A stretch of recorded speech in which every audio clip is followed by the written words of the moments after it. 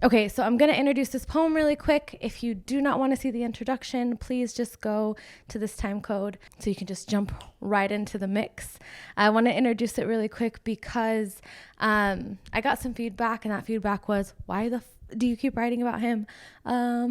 Valid, very fair question. And the truth of the matter is it's not even about him, it's about me. It's about my processing. It's about the stories that I feel are kind of stuck in my chest or in my head that I want to release. It's cathartic for me. So yeah, I've kind of given myself permission to do that. And I think with a lot of artists, there's that similarity in that feeling of once I get it out, once it's removed from inside me, it can live on its own. And then it's kind of like it can be put away. It's archived, it lives, it has a life of its own. It's not forgotten. It just it doesn't need to live here anymore. And kind of that's one of these stories. This poem, if you guys have seen my other work, precedes the ABC poem, for those of you who want to know the chronological order of these poems. So I hope you enjoy it. Like, comment, share. I always appreciate feedback, especially if there's constructive criticism to be given on what you'd prefer to see, topics you'd prefer me to talk about. Heartbreak seems to be my thing. I'm trying to branch out of that and be more comfortable telling other parts of my story, but this is it for now. Let's get started.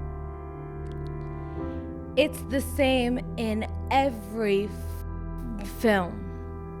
The heartbreak scene, I mean. The music slows into some indie sad song. The camera zooms in. The eyes fill with tears. And as I'm sucked into whatever rom-com I've decided to torture myself with this week, it's Friends with Benefits, I relive it again. I can feel the indie song echo in my heart, a hole that is still healing. The palm of my hand tingles and reminds me how much I miss love. And sometimes the word love and your name are interchangeable. Sometimes they are opposite ends of the earth.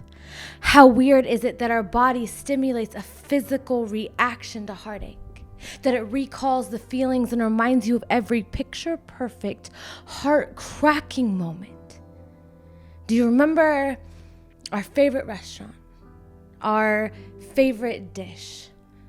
The one we couldn't eat that day?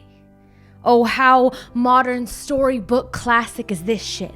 Boy sitting across from the girl trying not to be that girl. The one that begs. Have you ever straight-faced cried? We all know what the ugly cry is, but have you ever been so in and out of control of yourself? Face like stone, my lips do not quiver, eyes like man-made waterfalls.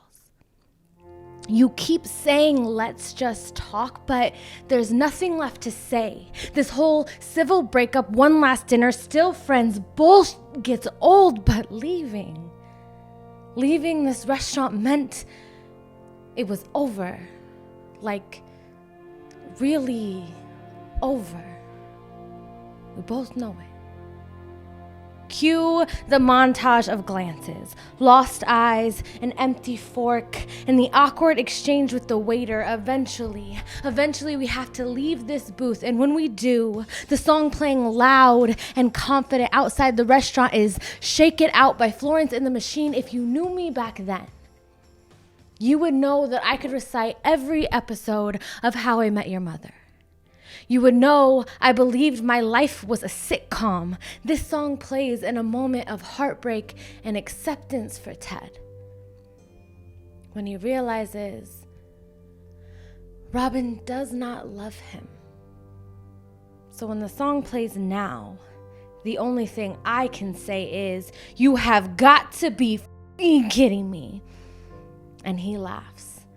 a healthy laugh. It's how he dealt with feeling anything. And now I am ugly crying and he reaches for me. And this is not a reach for the one he loves, but for his best friend. And I needed mine too, so I reached back and threw a lot of curse words. We hug. And it somehow calms the storm. The waterworks stopped. My breathing steadied. This is the moment I should have realized that some love does not last forever. That if you hold on too long, it hollows you out. In the film, though.